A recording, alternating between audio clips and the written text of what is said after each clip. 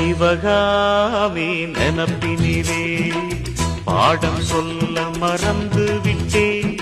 அடியாத்தி வாத்தியாரு பாடம் சொல்ல மறந்ததென்ன?